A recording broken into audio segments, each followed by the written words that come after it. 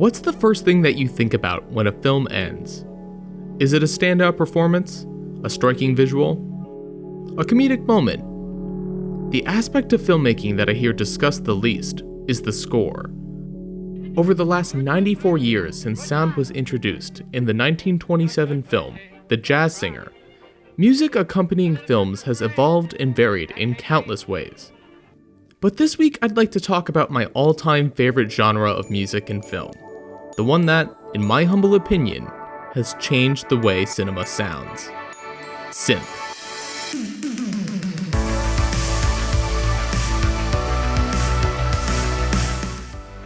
But before we can talk about the incredible synth soundtracks that define their films, we need to first define synth itself. Synth, or synthesis, is the creation of sounds from electronic or analog machines called synthesizers. The result allows artists to alter the notes, frequencies, duration, and strength while playing. The first synthesizer was created by Harry Olson and Herbert Billar in 1955. It wasn't until the 1970s, following their prominent use in the psychedelic 60s, that synthesizers became more prevalent. They eventually exploded in popularity during the 1980s, finding their way into mainstream music and films.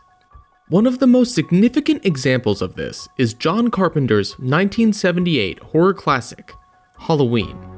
Originally shot in 22 days for a small budget of $300,000, no one anticipated the immense success that the film would go on to experience. The film follows a now cliché plot of a psychotic serial killer stalking teenage babysitters who are not particularly good at babysitting. As one would hypothesize, this premise does not sound incredibly scary, even by standards in 1978.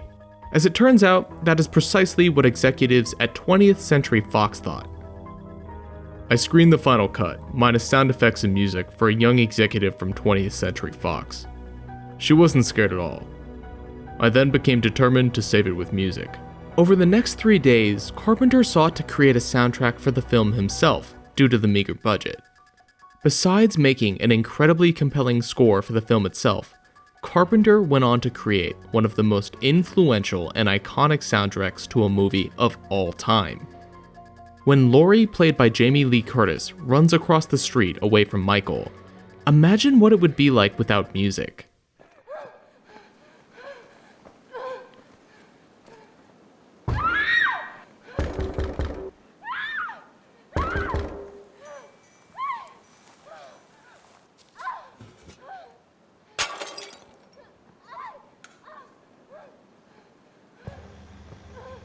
Yeah, that's really boring. But when you add the music...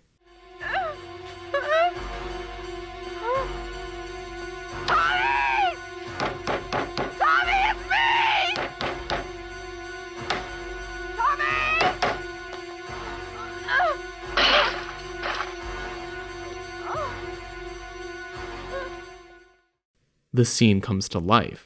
It's simplistic, yet it invokes an undeniable sense of dread. It lures you in, transfixing you with what's occurring on the screen. It was out of necessity. When you're a student filmmaker and you're making low-budget movies, you don't have any money to hire a great composer or an orchestra to score the film. I knew if I had a synthesizer, I could do it myself. Carpenter's entire filmography would go on to be self-composed alongside longtime collaborator Alan Howarth. Howarth's technical background in music would allow Carpenter to focus more on writing, while Alan expanded on the pieces. Notable bops include their remix of the Halloween theme for Halloween 2, the theme from The Fog, or even the sultry vibes of They Live.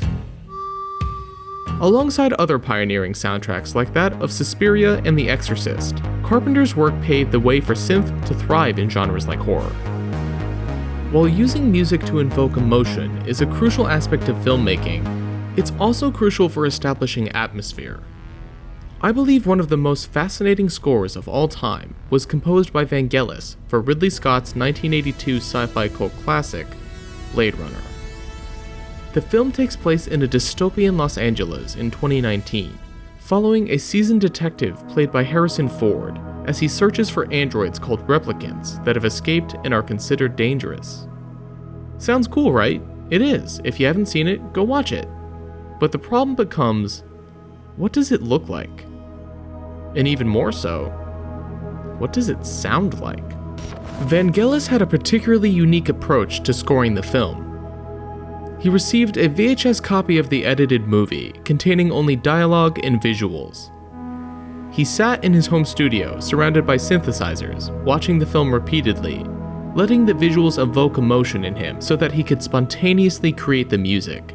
If he felt nothing at the time, he would stop immediately, refusing to force himself to play. This resulted in an incredibly intimate viewing experience. The lone drones of the synthesizers seamlessly blending in between the scenes viscerally lock you into the narrative. It's dreamy, ethereal, sexy, dangerous, and mysterious all in one. At any given point that the music is playing, the viewer could believe that the eerie technological sound is coming from a machine within the world of the film itself. Architectural and technological objects in Blade Runner also produce sounds, and suggest they are a part of the film's landscape. When the huge polarizing windows at Tyrell's office begin to reduce the amount of daylight in the room, the effect is complemented by musical drones that are wholly integrated into the music. To better understand this, let's briefly go over the difference between diegetic and non-diegetic sounds.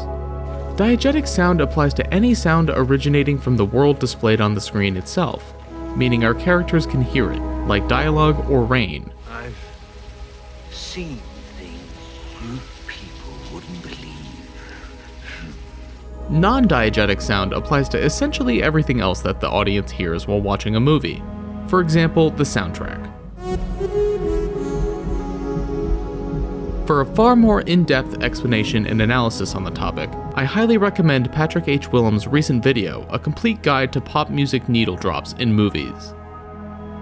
Anytime we see the dystopian landscape from above, we are treated to the cacophony of beautiful sounds from the score and sound design.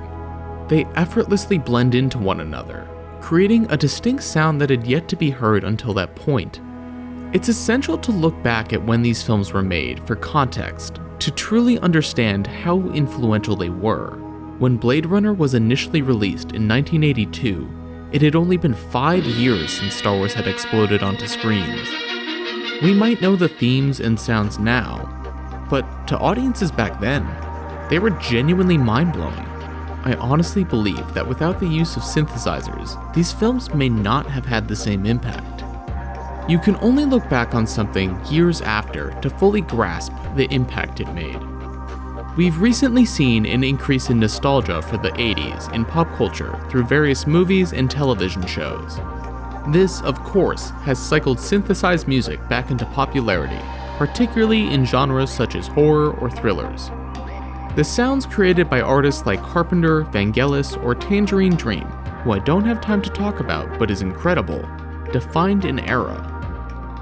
It opened the door to an entirely new sound that transcends any one setting, although there's an undeniable stereotypical feel. It's not for every single story, but when it works, it really works.